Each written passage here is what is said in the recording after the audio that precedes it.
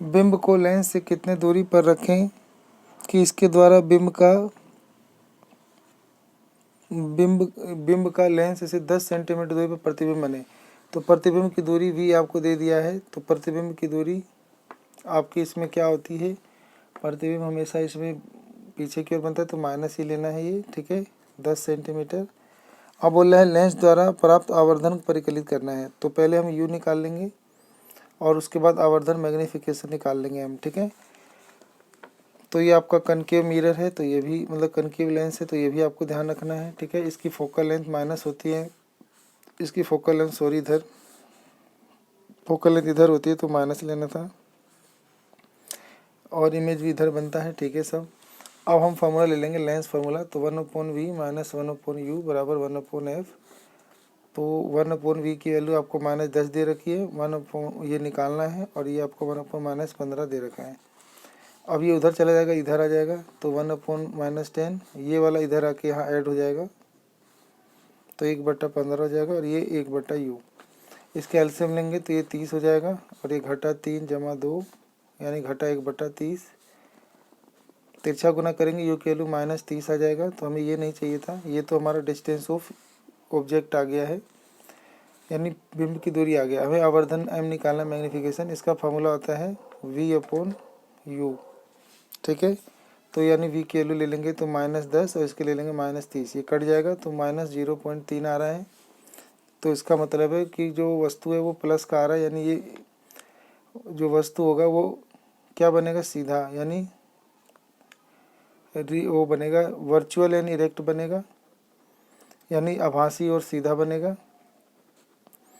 और प्लस का है तो मतलब सीधा बनेगा, और इसका आंसर 1 से कम आ रहा है तो लिख देंगे ये छोटा साइज का बनेगा, स्मॉल साइज का बनेगा, ठीक है। तो ये हमारा उत्तर हो जाता है यहाँ से। अगला है निकट दृष्टि दोष के उत्पन्न होने के 2 संभावित कारण लिखिए। यानी किसी व्यक्ति को जो निकट दृष्टि दोष उत्पन्न हो जाता है उसका क्या कारण है। तो निकट दृष्टि दोष होने के जो 2 कारण हैं, तो उसमें पहला है कि नेत्र गोलक का लंबा होना, एलोंगेटेड ऑफ आई बॉल, और दूसरा होता है अभिनेत्र लेंस की वक्रता का अधिक होना, curvature of lens is become large, ठीक है। यदि व्याख्या कीजिए कि ग्रह क्यों नहीं टिमटिमाते हैं। ग्रह हमारे पृथ्वी के पास होते हैं, उनसे आने वाली प्रकाश की मात्रा जो होती है वो काफ़ी बहुत ज़्यादा होती है, और वो प्रकाश के बिंदु स्रोत नहीं होते, तो उनसे आने वाली प्रकाश की मात्रा इतनी ज़्यादा होती है कि वायुमंडल में उसका एटमॉस्फेरिक रिफ्लेक्शन नहीं हो पाता, यानी वायुमंडलीय अपवर्तन नहीं हो पाता है। इसीलिए वो हमारे आँखों में आते आते वो टिमटिमा नहीं पाते हैं, और इसीलिए वो टिमटिमाते नहीं हैं, क्योंकि उनसे आने वाली प्रकाश की मात्रा काफ़ी अधिक होती है और वो पृथ्वी के पास हैं, और वायुमंडलीय अपवर्तन नहीं कर पाते हैं, इसलिए वो ग्रह नहीं टिमटिमाते हैं, सिर्फ तारे ही टिमटिमाते हैं। घरेलू विद्युत परिपथ में अति भारण से क्या अभिप्राय है, इसके 2 कारणों की विवेचना कीजिए। तो अति भारण में क्या होता है कि किसी परिपथ में प्रयोग होने वाले तारों के लिए धारा का सर्वाधिक परिमाण निश्चित होता है। यदि परिपथ में प्रयोग होने वाले उपकरणों की शक्ति इस सीमा से बढ़ जाती है तो इसे अति भारण कहते हैं, इसको ओवरलोडिंग कहते हैं। इसी तरीके से एक दूसरा होता है शॉर्ट सर्किट, जिसमें जो विद्युतमय तार होते हैं लाइव वायर और जो उदासीन तार होते हैं न्यूट्रल वायर, वो आपस में न मतलब आपस में सट जाते हैं। तो आपस में सट जाने से जो है लघु पतन यानी शॉर्ट सर्किट हो जाता है। लेकिन यहाँ पे क्या होता है अति भारण में कि कोई तार है उसमें लगातार जो करंट बहता है, तो इससे क्या होता है कि जो युक्ति इस्तेमाल हो रही है उसकी पावर इतनी ज़्यादा हो जाती है कि वो करंट कम पड़ जाता है। इससे क्या होता है कि वो जो उस किसी वस्तु की उपकरण की जो शक्ति होती है उस तार के अंदर जो करंट बह रहा है उस शक्ति से उसकी शक्ति ज़्यादा हो जाती है, तो इसे ओवरलोडिंग कहते हैं, ठीक है। तो इसके होने के 2 कारण हैं कि मतलब ज़्यादा शक्ति के उपकरणों का उपयोग करना, ज़्यादा पावर के उपकरणों का उपयोग करना, एक तो ये पहला कारण है। दूसरा कारण मुझे भी पता नहीं है, तो अगर आपको पता हो तो कमेंट में बता देना है, ठीक है। अगला प्रश्न है पारितंत्र क्या होता है, इसके 2 प्रमुख घटक कौन कौन से हैं, ठीक है। तो जब जैव और अजैव घटक आपस में तालमेल बना के जीवन को संभव बनाते हैं तो उसे पारितंत्र कहते हैं। इसके 2 घटक वही होते हैं, जैव घटक और अजैव घटक, ठीक है। अगर लिखा है कि हम तालाब और झीलों की सफाई नहीं करते किंतु जल जीवशाला की नियमित रूप से सफाई करने की आवश्यकता क्यों पड़ती है। तो क्या होता है कि जब हम जल जीवशाला जो होता है ना, इसको बार बार सफाई इसलिए करते हैं क्योंकि इसमें जो पौधे या जो जंतु होते हैं वो जैव प्रक्रियाओं के द्वारा उसके आसपास के जल और पौधों वातावरण को प्रदूषित कर देते हैं और इसीलिए उन्हें साफ करना पड़ता है। और जो तालाब वगैरह होते हैं, जो प्राकृतिक जल जीवशाला होती है, उसमें भी ये प्रदूषण होते हैं, लेकिन प्रकृति उन्हें अपने में समाहित कर लेती है। यानी कुछ जो अपघटक होते हैं वो पर्यावरण में हानिकारक चीज़ों को साफ कर देते हैं खाकर, तो इस वजह से उनको सफाई करने की ज़रूरत नहीं होती। उसका मेन कारण होते हैं अपघटक यानी अपमार्जक। ठीक है, अपघटक को डिकम्पोजर्स कहते हैं। ठीक है,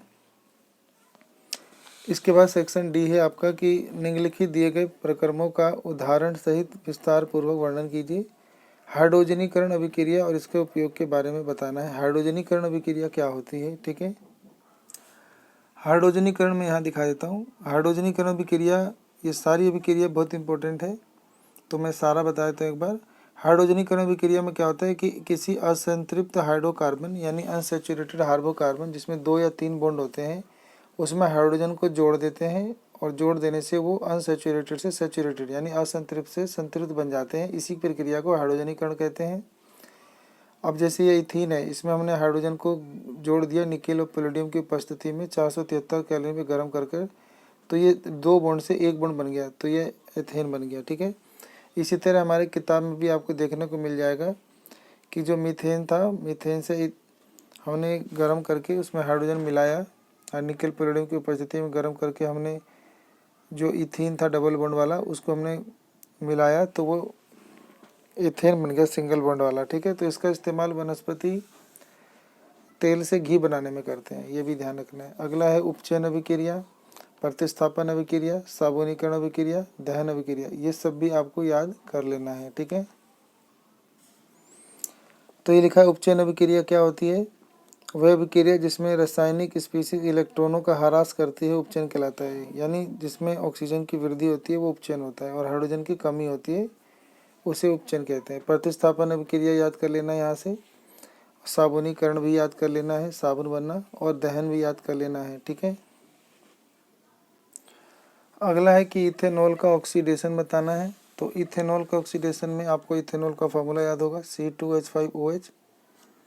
इसको सांद्र सल्फ्यूरिक अम्ल की उपस्थिति में इसको गर्म करके इसमें कुछ बूंदे सल्फ्यूरिक अम्ल की मिलाते हैं, तो ये आपका CH2 डबल बॉन्ड CH2 बनता है और साथ में इसमें जल बनता है।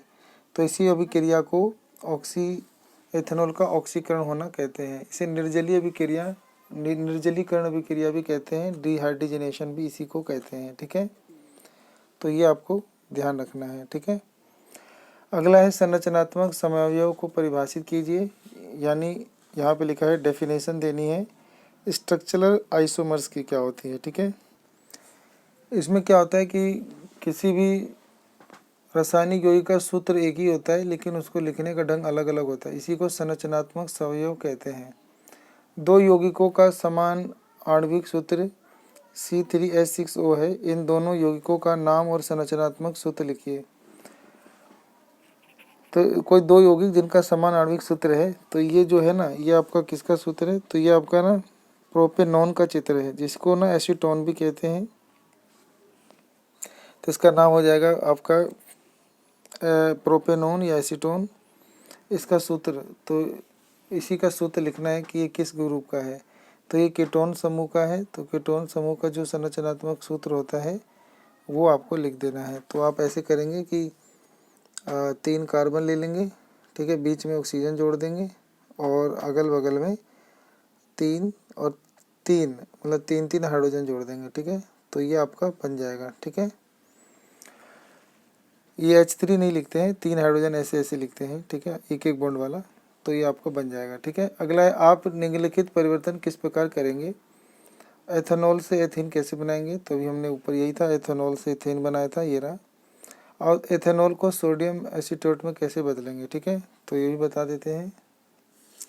तो ये जो आपका एल्कोहल होता है इसका फॉर्मूला C2H5OH हो गया। ठीक है। इसके अंदर हम धातु की क्रिया करा देते हैं सोडियम के साथ, तो ये आपका C2H5ONe बन जाएगा, C2H5OHe बन जाएगा, और साथ में हाइड्रोजन गैस बन जाएगा। तो ये जो सूत्र बना है यही आपका सोडियम मेथोक्साइड है, इसे हम सोडियम एसीटेट भी कहते हैं। ठीक है। अगला है कायिक प्रवर्धन किसे कहते हैं। पेड़ पौधों के जड़, तने और पत्तियों से नए पौधों के उत्पन्न करने को कायिक प्रवर्धन, वेजिटेटिव प्रोपोगेशन कहते हैं। इस विधि के 2 लाभ और 2 हानियाँ बताना है। कायिक प्रवर्धन के 2 लाभ है कि फल फूल जल्दी उगते हैं, और माता पिता के जो लक्षण होते हैं, उनकी संतति के जो लक्षण होते हैं माता पिता के लक्षणों के समान होते हैं। अब इसमें हानियाँ क्या है कि ये जैव विकास नहीं करते हैं, और इसके अंदर हानियाँ ये हैं कि इसमें जो संतति होती है उसमें नए विकास नहीं हो पाता है, जैव विकास में सहायता नहीं दे पाते हैं, और अगर पिता में कोई एक रोग आता है तो उसकी संतति में भी रोग उत्पन्न हो जाते हैं। ठीक है। अगला है परागण और निषेचन में सूचीबद्ध निरूपण द्वारा अंतर बताइए।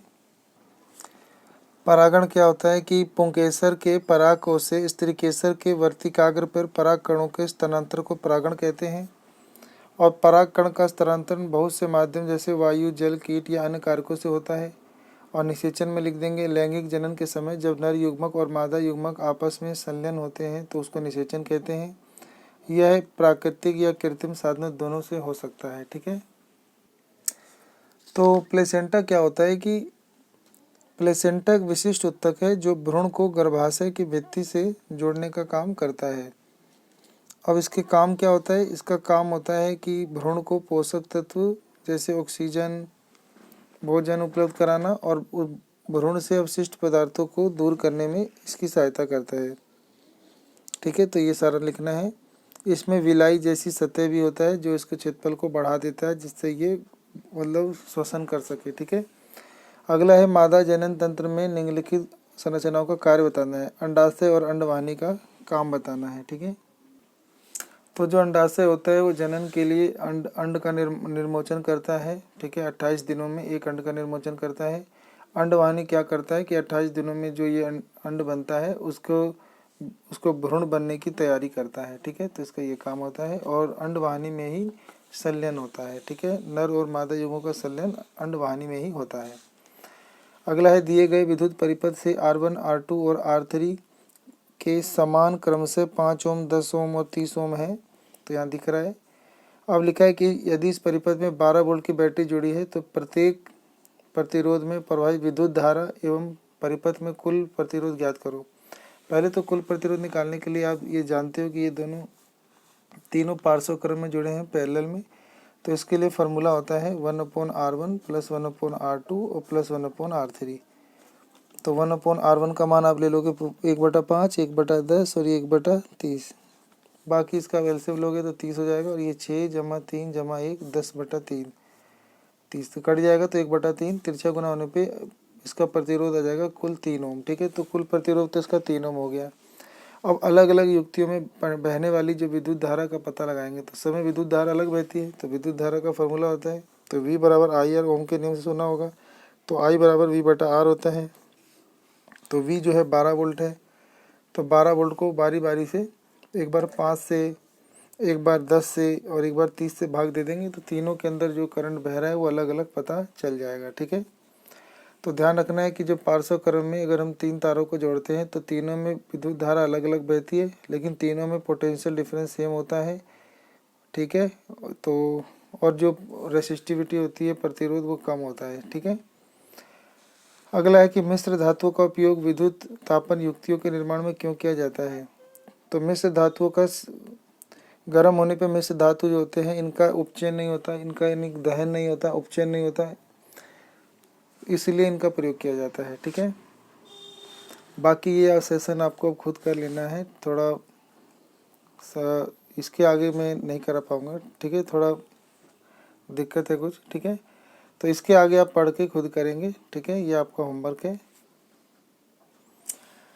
तो इसको आप पढ़ लेंगे। पूछा है मिश्रवावन क्यों किया जाता है। विद्युत टेस्टरों के तापन अवयव धातु के क्यों नहीं बनाए जाते हैं। लौह धातु से स्टेनलेस स्टील कैसे प्राप्त किया जाता है। स्टेनलेस इस्पात का एक लाभकारी गुण बताना है। सोल्डर किन तत्वों से निर्मित होता है। इसका एक उपयोग बताइए। शोल्डर जो होता है लेड और टीन से बनता है, ये ध्यान रखना है, ठीक है। अगला है एक ये प्रश्न है, ठीक है, आप इसको पढ़ लेंगे। फिर ये प्रश्न पूछा है, किसी समतल दर्पण के संदर्भ में बिंब और प्रतिबिंब की दूरी x है, तो बिंब की दर्पण से कितने दूरी पर है। फिर ऐसी ये है और ये है, तो ये बहुत इजी है, आप अगर चाहो तो इसको कर सकते हैं, ठीक है। ये वाला सेशन भी है मेंडल वाला, ये अगर आप चाहो तो ये कर सकते हो, ठीक है। तो आप सबका अपना कीमती समय देने के लिए धन्यवाद। कैसी लगी हमारी वीडियो आप कमेंट में ज़रूर बताएं, ठीक है। तो थोड़ा समय नहीं मिल पाया, नहीं तो मैं इसको भी बता दिया होता। तो ये आप खुद से पता लगाएं, ये हर साल पेपर में आता है, ठीक है। तो आप सबका अपना कीमती समय देने के लिए धन्यवाद।